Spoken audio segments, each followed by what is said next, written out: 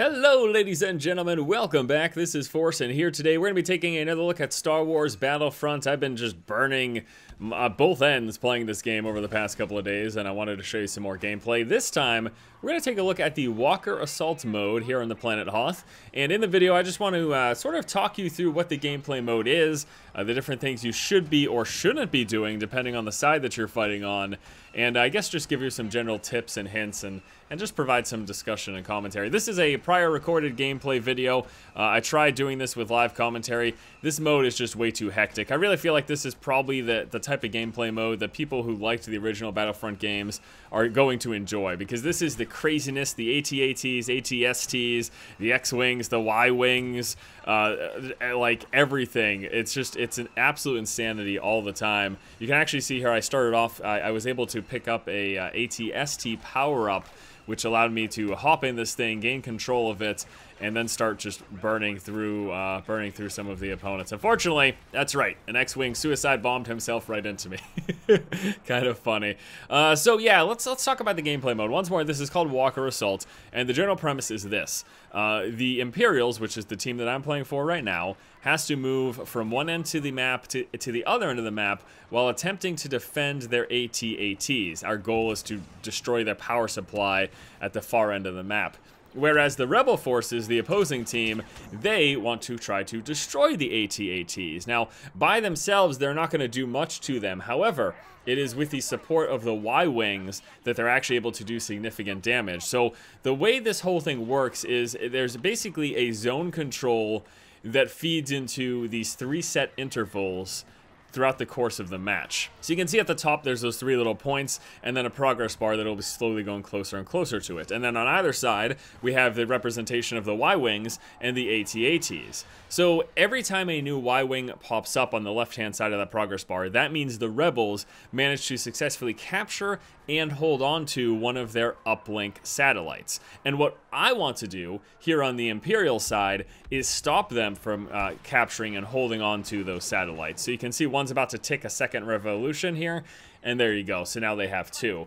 And what's going to happen is every time we get to each interval, depending on how many successful captures they have, they're going to get that much more support from their Y-Wings. And what that basically translates to is they're going to have additional time to attack our AT-ATs and do a lot of damage just with their regular weaponry. It's not like everyone needs like a crazy rocket launcher or something. Your regular phasers will do a lot of damage during those points. Essentially, the AT-ATs get a debuff on them.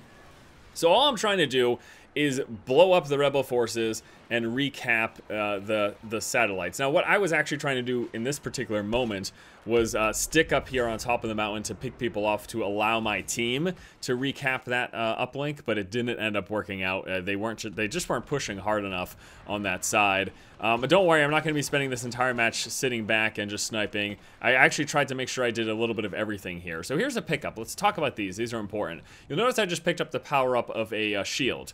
Now, the locations of these pickups are static. However, the actual bonus that you get is randomized. So it can be a variety of things. It can be a shield like this, which will absorb damage. You can pass through it. It's really cool. It can also be a implosion grenade. It can be a rocket launcher. It can be a proximity mine. It can be access to a vehicle, be it a flying vehicle, controlling the fire of the AT-AT, or actually maneuvering around an AT-ST. And then lastly, it can actually be access to your side's particular hero. So here on the Imperial side, that would be Darth Vader. On the Rebel side, that would be the one and only Luke Skywalker. So it's interesting, but I also found it a little bit frustrating because I feel like the way they do these bonus power-up system, it does remove a bit of the strategy. And I say that because you don't know and you can't control when you're going to have access to an AT-ST, the AT-AT, any of the flyers, or the hero. It's not like it works off of kill streak bonuses, where if you're doing really well, all of a sudden you can turn into Darth Vader and go on a rampage. No, you have to come across one of these pickups, once more, in static locations, but that are randomly generated. So anytime I come into a pickup, and if I'm like, this would be a great time for me to hop in an AT-ST, I can't say, let me go to this location, because there's no set spawn for the ATSTs. Although I think at the start of the match, there has frequently been one really close to the start, but I believe after that point it's randomly generated. I could be a little mixed up here, but I do know for certain that there's a lot of the power-ups on the map that every time I go to them, it'll be a different item. And it's just worth noting. So here you're about to see me pick up another ATST.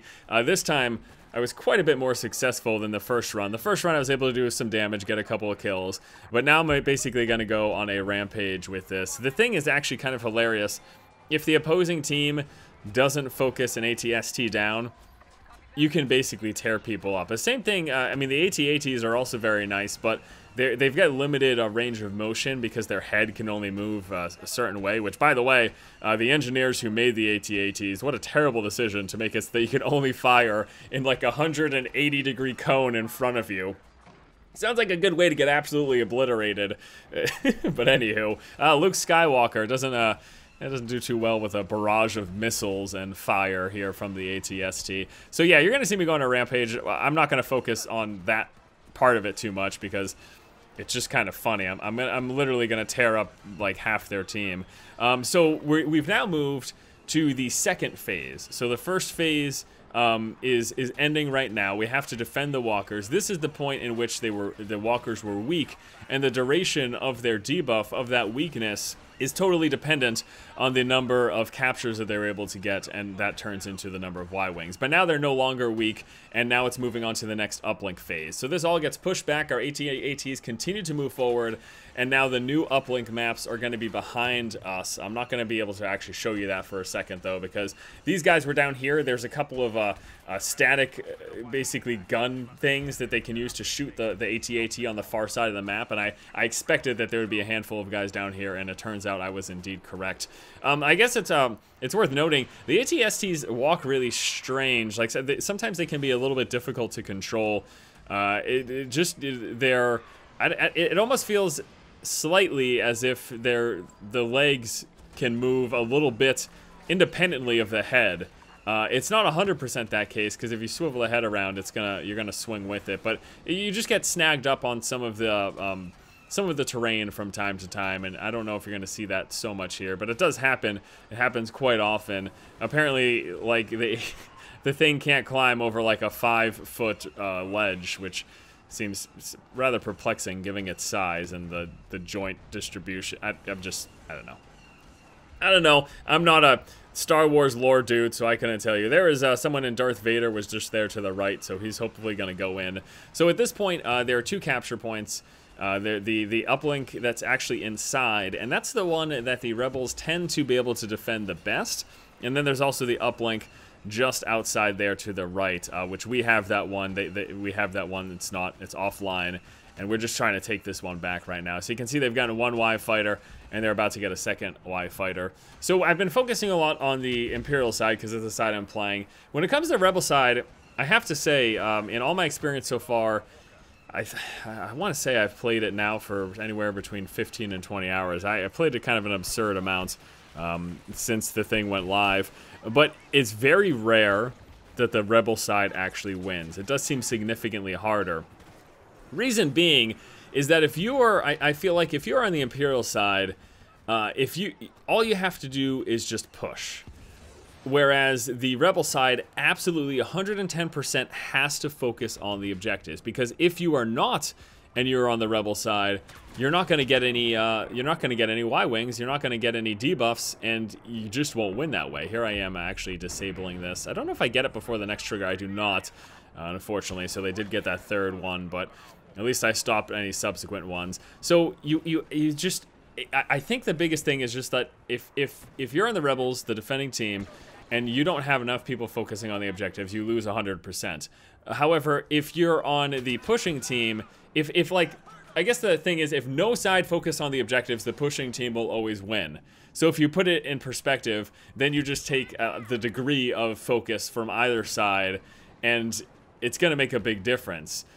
It's just, I don't know. It definitely has been the case, though, that the Rebels have had a very, very hard time winning. And what I would say is, if you're playing on the Rebel team, especially if you have a group of friends, make sure you guys are capturing and holding at least one of them as much as possible. I mean, it's all the better if you can hold both uplinks, because you're going to get your Y-wings, you're going to get twice as many, that much faster.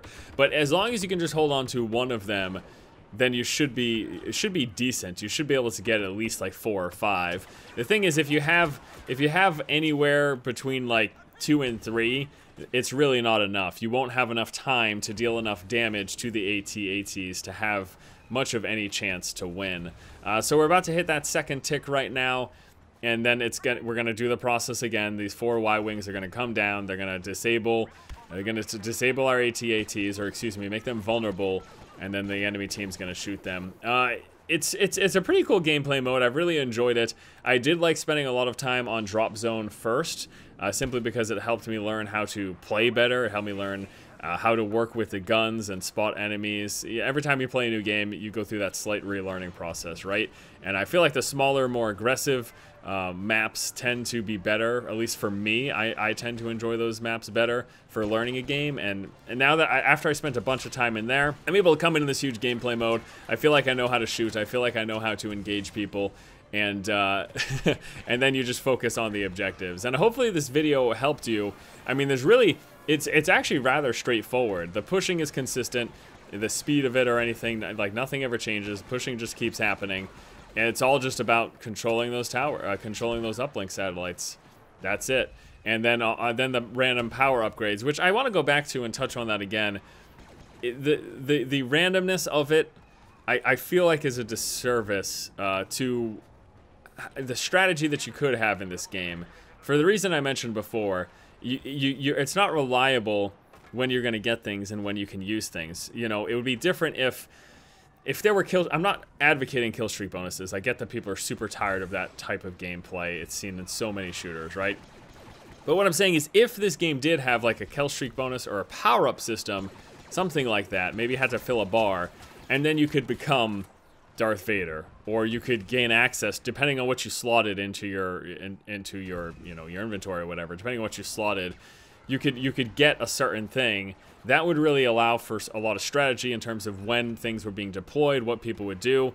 But with these random pickups, and any old person could just pick up, control of the AT-AT firing.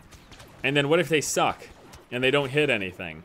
Like, that's a bummer. Or any old person could just happen to walk by the power-up that gives them access to Darth Vader.